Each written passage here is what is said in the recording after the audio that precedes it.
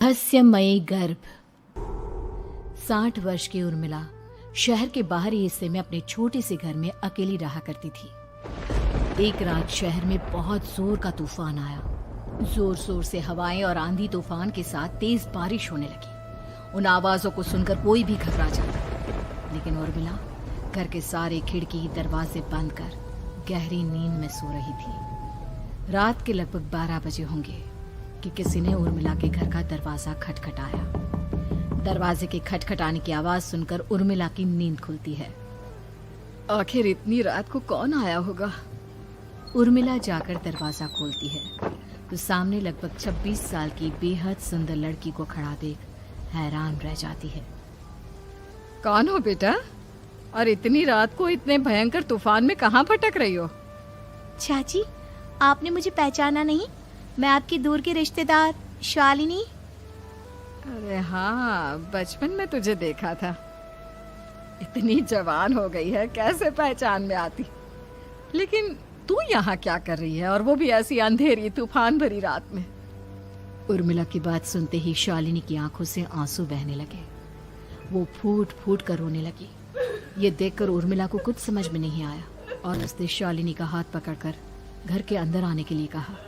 जैसे ही शालिनी घर के अंदर रोशनी में आई, उर्मिला की नजर उसके पेट की तरफ गई, जिसे देखकर ये साफ पता चल रहा था कि वो प्रेग्नेंट है। अरे, तू तो पेट से है। ऐसी हालत में इतने भयंकर तूफान में आधी रात को बाहर भटक रही है। आखिर बात क्या है बेटा? मुझे सब कुछ साफ साफ बता। क्या बताऊं चाची, ये सब जिसकी वजह से हुआ है उसके बारे में बताने में भी मुझे शर्म आती है। मैंने घर वालों की मर्जी के खिलाफ जाकर एक लड़के से शादी कर ली थी, पर वो शादी के 1 महीने बाद ही मुझे छोड़कर चला गया। छोड़कर चला गया का क्या मतलब? क्या उसके साथ कोई हादसा हो गया? नहीं, उसे कोई दूसरी लड़की पसंद आ गई और मेरी प्रेगनेंसी की खबर सुनते ही उसने मुझे बेसहारा छोड़ दिया। उसके बाद मैं अपने घर गई, लेकिन माँ पापा ने मुझे घर में कदम तक नहीं रखने दिया। तभी मुझे आपकी याद आई। कोई बात नहीं, कोई बात नहीं। तुमने यहाँ आकर अच्छा ही किया। एक काम करो, तुम आराम करो। वैसे भी ऐसी हालत में इतना घूमना फिरना और इस तरह आधी रात को बाहर भटकना ठीक नहीं होता। प्रेग्नेंट औरत को आधी रात को घर से बाहर नहीं निकलना चाहिए। बुरी आत्माएं उस पर अपना असर दिखा सकती है। और इतना कहकर उर्मिला ने शालिनी को एक दूसरे कमरे में जाकर आराम करने के लिए कहा। लेकिन जैसे ही शालिनी अपने कमरे में जाने लगी, अचानक से उर्मिला ने उसे रोक लिया। एक बात बताओ बेटा, तुम्हारा कौन सा महीना चल रहा है? पेट देखकर तो लगता है कि लगभग 6 महीने पूरे हो गए होंगे। उर्मिला की बात सुनकर शालिनी के होठों पर मुस्कुराहट आ गई। चाची जी, अभी सिर्फ 1 ही महीना हुआ है। शालिनी की बात सुन उर्मिला दंग रह गई। उसे समझ में नहीं आ रहा था कि प्रेगनेंसी के पहले ही महीने में शालिनी की हालत ऐसी क्यों थी। लेकिन फिर उसने बात को नजरअंदाज कर शालिनी को आराम करने के लिए कहा और खुद भी कमरे में जाकर सो गई। अभी कुछ ही घंटे बीते थे कि अचानक से एक बच्चे के बड़े ही अजीबोगरीब बेढंगे तरीके से रोने की आवाजें उर्मिला के घर में गूंजने लगी। उन आवाजों को सुनकर उर्मिला की नींद फिर से खुलती है। ये अचानक बच्चे के रोने की आवाज कहां से आने लगी? उसने उठकर चारों तरफ देखा, पर वहां उसे कोई नजर नहीं आया। उर्मिला घबराते हुए शालिनी के कमरे में गई तो वहां उसे कमरे की दीवार पर एक बेहद खौफनाक साया नजर आया, जिसे देखकर उर्मिला बुरी तरह से घबरा गई। आखिर ये सब क्या हो रहा है? शालिनी, शालिनी उठो! उसने जोर जोर से आवाज देकर शालिनी को जगाने की कोशिश की, लेकिन ऐसा लग रहा था जैसे उसकी आवाज शालिनी तक पहुंच ही नहीं रही थी। कमरे की दीवार पर एक बहुत बड़ा और बेहद डरावने दिखने वाले इंसान का साया और एक बच्चे के अजीबोगरीब ढंग से रोने और चीखने की आवाजें अब उर्मिला को ज्यादा डराने लगी थी। उर्मिला को शालिनी की चिंता सताने लगी और उसने पूरी ताकत के साथ चीखकर शालिनी को आवाज लगाई, शालिनी! तभी अचानक सब कुछ एकदम पहले जैसा हो जाता है और उर्मिला की आवाज सुनकर शालिनी की नींद खुलती है। क्या हुआ चाची?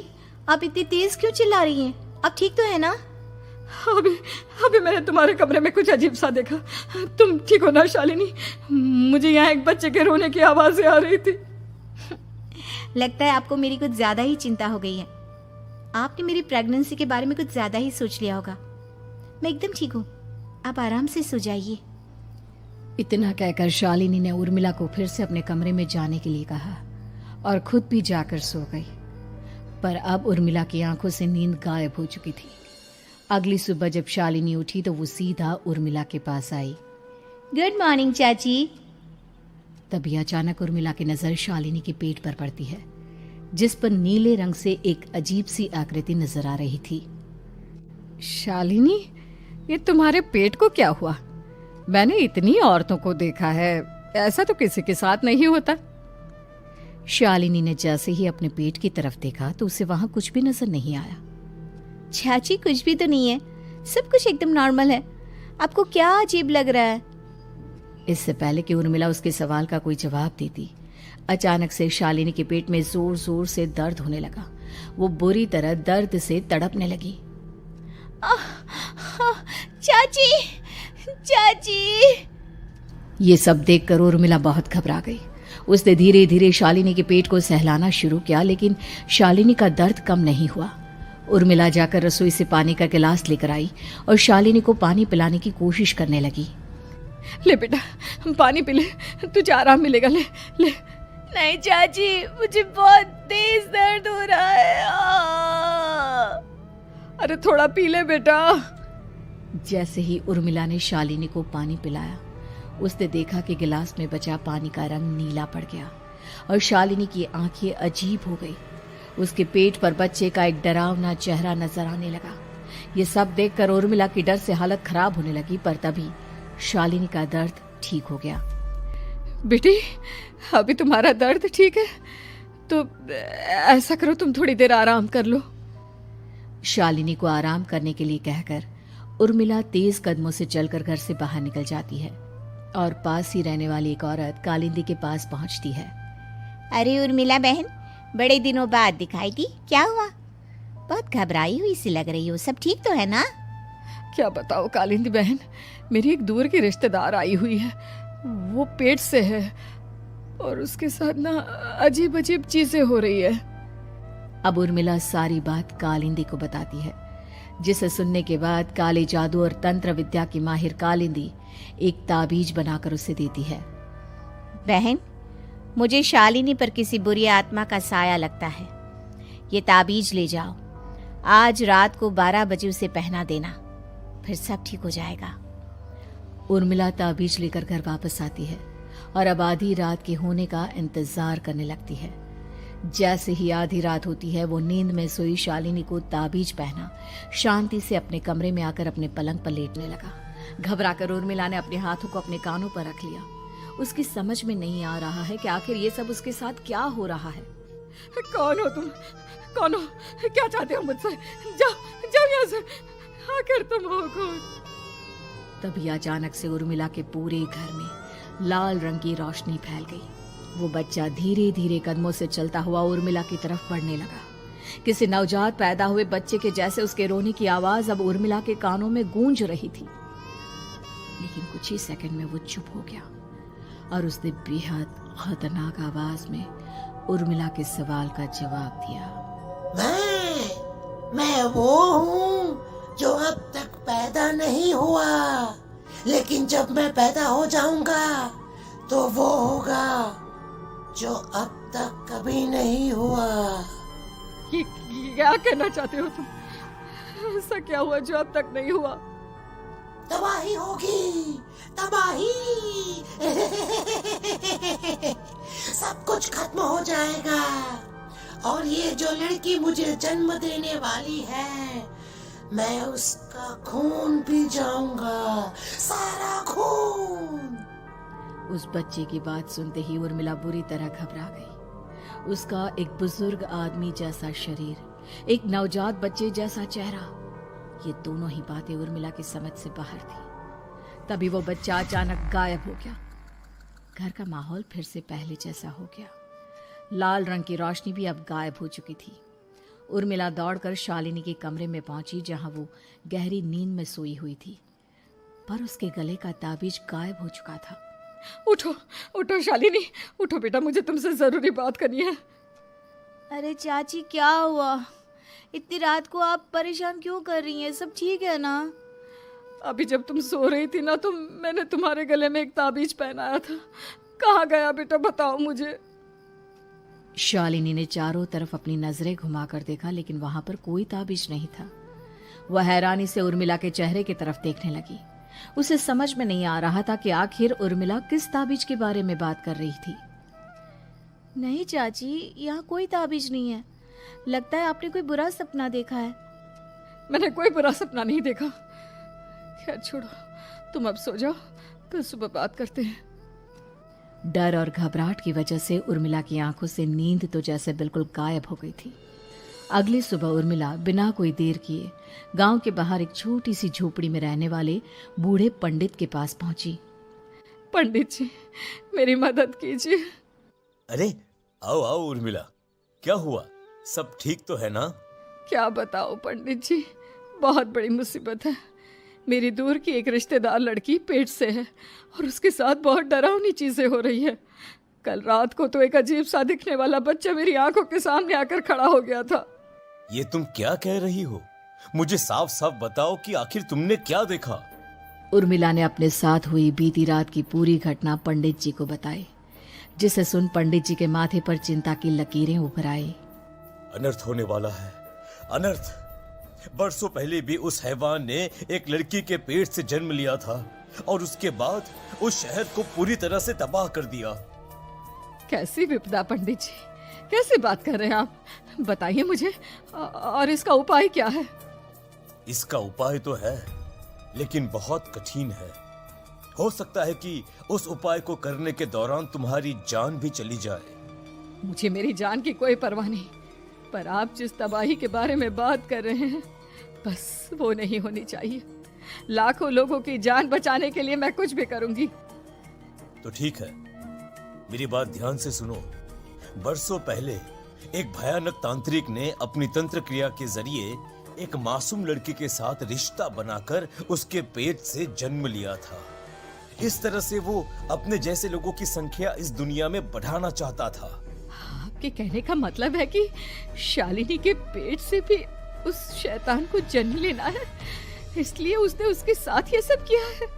ठीक पहचाना तुमने। अब मैं तुम्हें एक ऐसा सिंदूर दूंगा जिसे तुम्हें ले जाकर उस लड़की के पेट पर लगाना होगा। क्या ऐसा करने से सब कुछ ठीक हो जाएगा? नहीं उर्मिला, ये सब इतना आसान नहीं। उस लड़की के पेट पर सिंदूर लगाने के बाद तुम्हें उसका पेट काटकर उस हैवान को बाहर निकालना होगा।